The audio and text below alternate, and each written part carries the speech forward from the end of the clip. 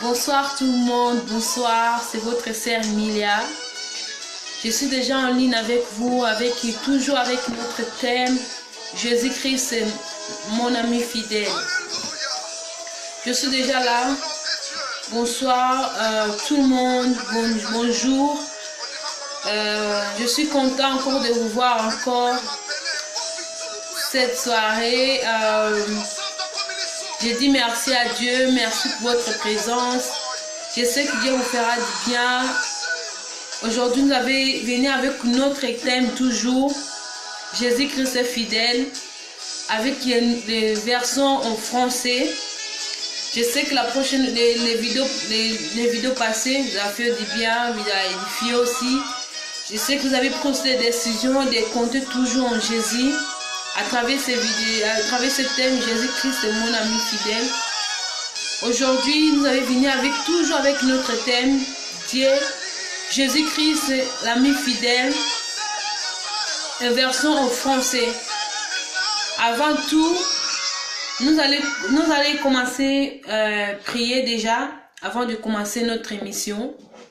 Parce que on ne peut pas commencer l'émission comme ça, parce que nous ne faisons pas les services d'une personne, mais nous faisons le service de Dieu.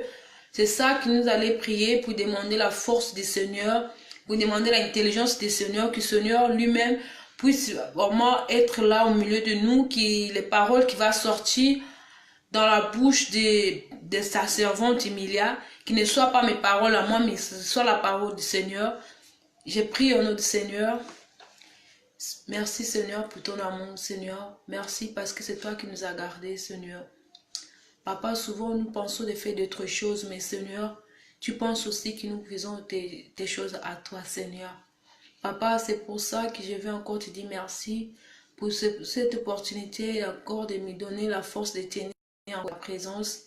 Papa, je sais que cette soirée, Seigneur, il y a des gens qui vont se rendre bénis aussi. Il y a aussi des gens qui n'ont pas encore pris la décision, Seigneur, de te suivre. Il n'y a pas encore les gens aussi qui n'ont pas encore pris la décision, même pas compris encore, Seigneur. Je sais à travers cette vidéo, Seigneur, il y a beaucoup de gens qui vont comprendre cette parole. Il y a beaucoup de gens qui vont changer, vont prendre la décision de leur vie, Seigneur, pour te suivre, Seigneur. Merci pour ton amour, Seigneur. Je laisse que ton esprit puisse nous conduire. Je demande ton intelligence, ta sagesse, Seigneur, qui puisse nous conduire des débuts jusqu'à la fin, Seigneur, de cette émission, Seigneur. Papa, je commence à laisser tous les gens qui vont entrer, Seigneur, en ligne, Seigneur, qui vont suivre ces vidéos, Seigneur, que tu puisses, Papa, toucher leur cœur, Seigneur, que cette parole puisse aussi les toucher, puisse changer quelque chose dans leur vie, Seigneur. Papa, je m'abandonne à toi aussi, Papa, que je puisse être un instrument, toi-même puisses m'utiliser pour que je puisse, Papa, édifier ton peuple, Seigneur, au nom puissant de Jésus-Christ, Seigneur. Je laisse, Papa, que ton esprit conduise jusqu'à la fin, Papa. Tout esprit, Papa, qui ne confesse pas ton nom, Seigneur, qui pourra venir mettre les dérangements, Seigneur, de cette émission, qui soit anéanti au nom puissant de Nazareth. Ainsi nous disons Amen. Amen, Amen. Bonsoir, Maman Nacha. Bonsoir. Bonsoir tout le monde qui est déjà en ligne. Que Dieu vous bénisse vraiment. Aujourd'hui, nous avons venu avec ce thème-là qui nous avait parlé la dernière fois. Jésus-Christ est Seigneur. Je sais que ce thème a fait beaucoup de bien à beaucoup de monde.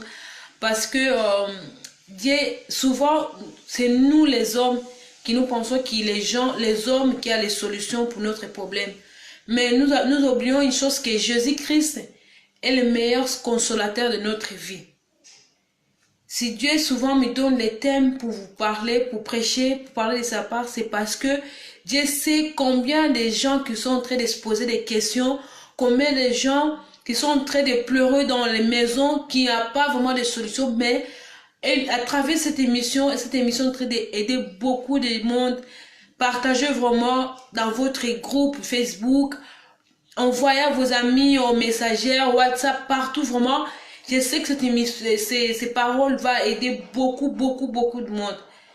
Avant du tout, je vais commencer déjà à lire notre test de base d'aujourd'hui. Nous sommes toujours dans notre test de base qui est dans le livre de 1 Roi, chapitre 3, versets 16 à 27. Je lis au nom du Seigneur. C'est alors que deux femmes prostituées viendraient chez le roi, y présentant devant lui. Une des femmes y dit, pardon mon Seigneur, cette femme et moi, nous habitons dans la même maison. Et j'ai couché près d'elle dans la maison. 3 jours après, cette femme aussi a couché. Nous habitons ensemble. Il n'y a aucun étranger avec nous. Dans la maison, il n'y a que nous deux. Le fils de cette femme est mort pendant la nuit parce qu'il s'était accouché sur lui. Elle se leva au milieu de la nuit. Elle a pris mon fils qui était à côté de moi pendant que moi, ta servante, je dormais. Elle a couché contre elle. Quand son fils qui était mort, elle a couché contre moi.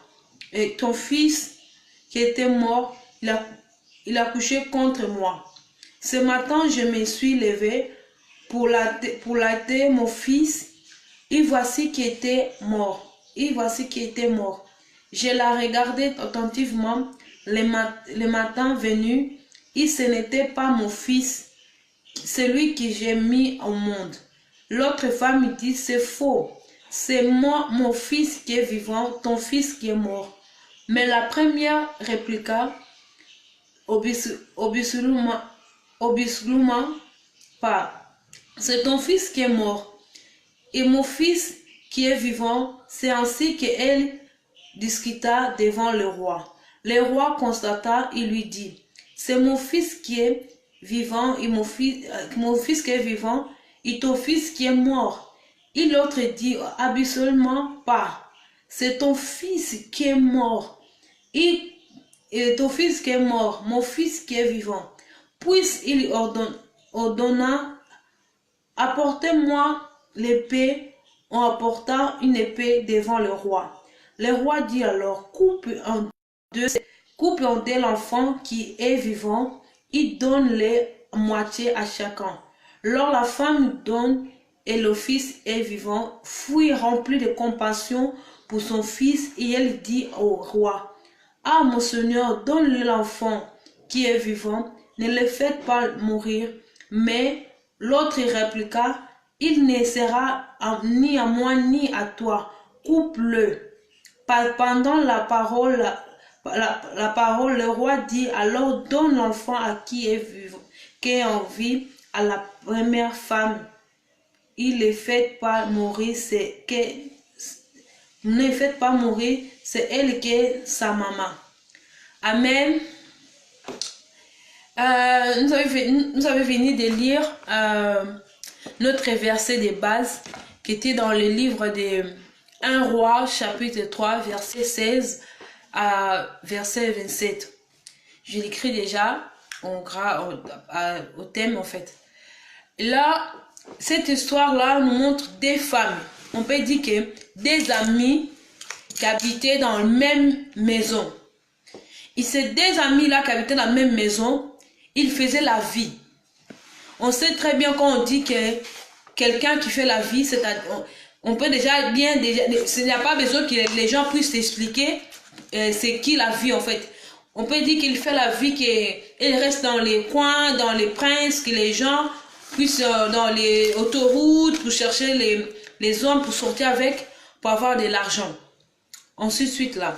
Mais dans cette histoire, on nous dit qu'il y avait deux femmes qui habitaient dans la même maison et faisaient la vie. Et ces deux femmes-là, la Bible nous montre que ces deux femmes-là, il y avait les deux femmes étaient enceintes. Les deux femmes étaient enceintes. La première est couchée et la deuxième est couchée après 3 jours. Et quand la première femme est couchée, la deuxième femme est couchée 3 jours après l'autre. Et quand pendant ils dormaient, pendant la nuit, il y avait une des femmes qui est couchée sur son fils. Elle est couchée sur son fils et son fils était mort. Et pendant la nuit, quand la femme elle a rendu compte que son fils, elle était plus en vie, elle respirait plus en fait, on dit ça. elle n'était plus en vie, elle était déjà morte. Il a pris l'enfant, il est parti jusqu'à côté de sa copine, la deuxième femme, on peut dire deuxième femme, qui son fils était vivant. Il a changé l'enfant. Quand il a changé l'enfant, il a pris l'enfant, il a pris l'enfant qui était vivant, il a ramené, il a pris son enfant qui était mort, il a mis dans la place de la deuxième femme. Après, quand il a fait ça, le matin, quand il se réveilla, il a rendu compte que la deuxième femme, il a rendu compte que son fils était mort. Il a rendu compte que son fils était mort. Et quand il a rendu compte que son fils était mort, il a bien regardé vraiment attentivement pour voir vraiment, est-ce que c'est mon fils? Il a regardé parce que un enfant qui est né 3 jours, même un enfant, deux jours, il y a déjà une différence avec un enfant qui est né aujourd'hui. Un enfant qui est né dimanche avec un enfant qui est né aujourd'hui, mais jeudi, il y a toujours différence. Mais la Bible qui nous dit que de ces deux femmes-là, la première femme, quand elle a rendu compte que son fils était mort, il a changé l'enfant de l'autre. Il a changé son enfant qui était mort avec l'enfant de sa copine, son enfant qui était vivant. Il est matin quand il réveilla, il se réveille le matin. La deuxième femme, il a regardé bien son fils. Il a rendu compte que son fils était mort. Après, il a regardé attentivement pour voir vraiment, est-ce vraiment cet enfant, vraiment, c'est mon fils qui est mort. Après, quand elle a vu que non, son fils, cet enfant qui était mort, ce n'était pas son enfant. Elle a commencé, tout de suite, à discuter, à avoir des discussions à la maison, mais la Bible n'explique pas ça, mais on peut dire que c'est il est arrivé auprès des rois pour que les rois puissent vraiment prendre la décision, pour donner la solution à ce problème, parce que je pense qu'à la maison, elle n'arrivait même pas à prendre la solution. Si cette femme-là, elle arrivait jusqu'à aller auprès des rois, parce qu'entre eux, elle n'arrivait pas à une conclusion, elle n'arrivait pas à une solution. Il faut que les rois puissent vraiment donner la dernière solution, ou donner les derniers jugements. Les choses qui se passaient, c'était quoi? Les rois que nous sommes en train de lire dans la Bible, c'était les rois Salomon. Si nous regardons bien, les Salomon, c'était le fils de David.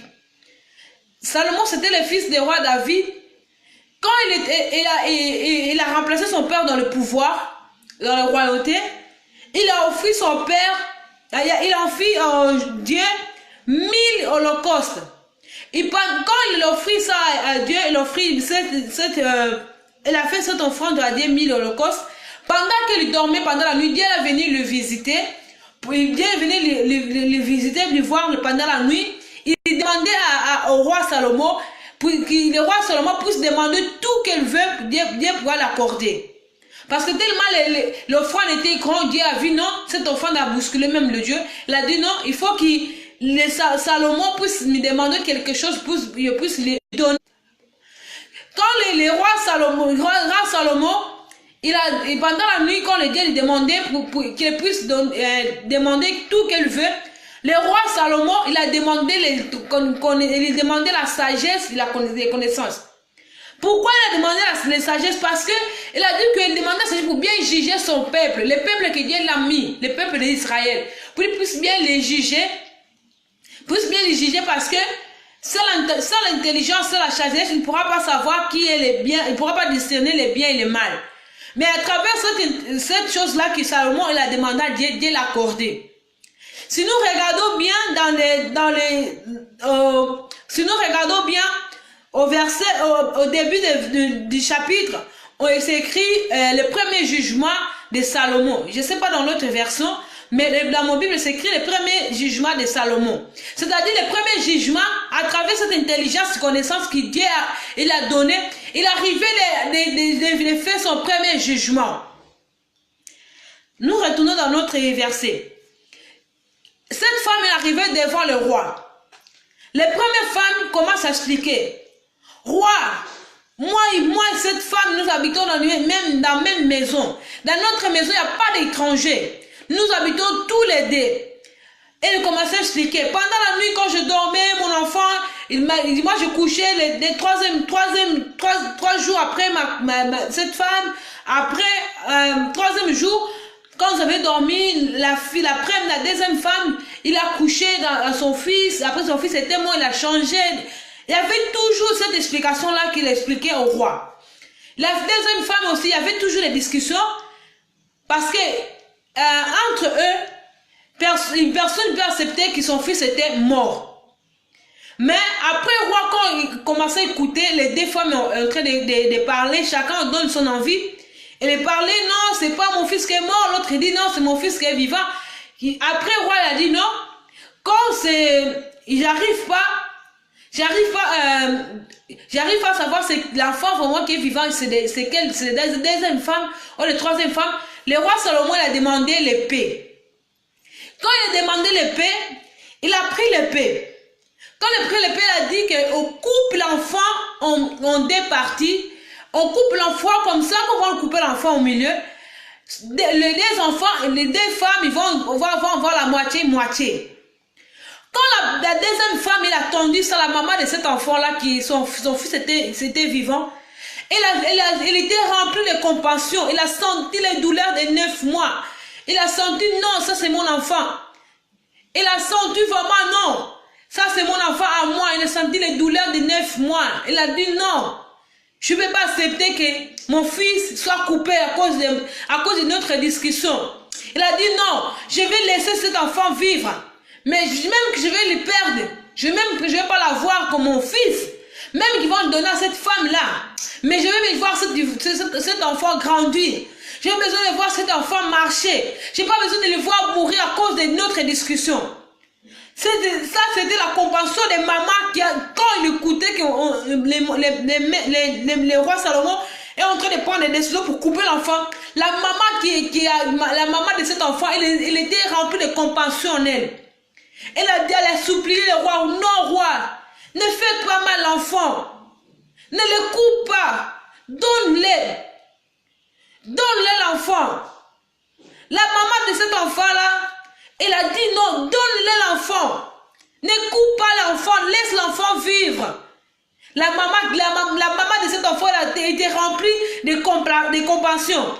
Mais la première femme, quand il savait très bien son fils était mort, elle était plus remplie de compassion. Regarde les réponses de cette dame. Coupe-les, roi. Ne serait à moi ni à toi, ni à cette femme-là. Coupe-les au milieu. Comme ça, chacun va voir sa moitié.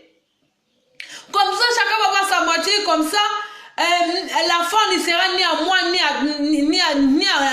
à moi, ni à cette femme-là. Les rois, après, à travers cette sagesse qu'il a demandé à Dieu, le roi a compris très bien, non. La maman de cet enfant-là, c'est la deuxième femme. Parce qu'elle a regardé sa façon de l'humiliation que la dame a fait. Il a supplié même le roi ne puisse pas couper l'enfant. Parce que le roi a compris, non, cet enfant-là, cette maman-là, elle veut bien perdre cet enfant, mais cet enfant, il faut laisser cet enfant vivre.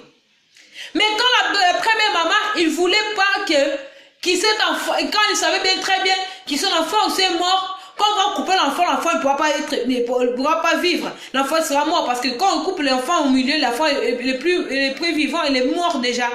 Il était content de le faire, les rois puissent le faire parce que aussi cette dame pourra perdre aussi son enfant. Après le roi, à cause de cette intelligence qu'il a demandé à Dieu, il a compris que non, cet enfant-là qui est vivant, c'est l'enfant de deuxième femme. Ce n'est pas l'enfant des premières femmes. Il a dit non, prends l'enfant, donne-le à cette femme. Donne-le à cette femme, ne le faites pas mourir. La maman de cette femme, c'est la maman de cet enfant. Aujourd'hui, je vais expliquer quoi. J'ai fait tous les résumés de notre texte que nous allons lire par rapport à ce thème-là de Jésus-Christ, c'est mon ami fidèle. Aujourd'hui, je vais dire quoi à cause de ce thème-là. Il y a beaucoup de gens aujourd'hui dans ce monde qui ont mis leur confiance à ses amis. Ici à l'Europe, comme l'Afrique, il y a des gens qui ont dit que moi j'ai ma meilleure amie.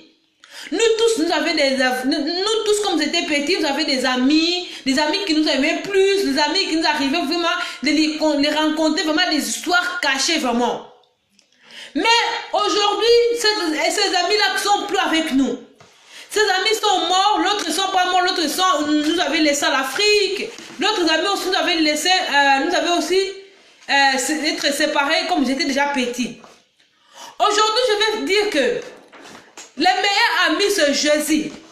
L'ami fidèle, c'est Jésus. Si nous regardons bien l'histoire de ces dames-là, c'était des amis. C'était des deux amis qui ont pris la décision de louer une chambre pour commencer à faire la vie ensemble. Après, quand on commence à faire la vie, les deux viennent tomber enceintes. Et quand on va tomber enceinte, après la dame, quand la première couché, la deuxième va coucher le troisième jour. Mais les choses qui étaient étranges, c'était quoi? L'ami fidèle qui pensait que non, ma copine, ma amie fidèle, nous avait loué notre chambre. Et cette chambre-là, nous allions commencer à faire la vie, nous allions commencer à voir des maris par-ci, par-là, pour voir de l'argent. Mais cette dame-là, elle était d'accord parce qu'elle avait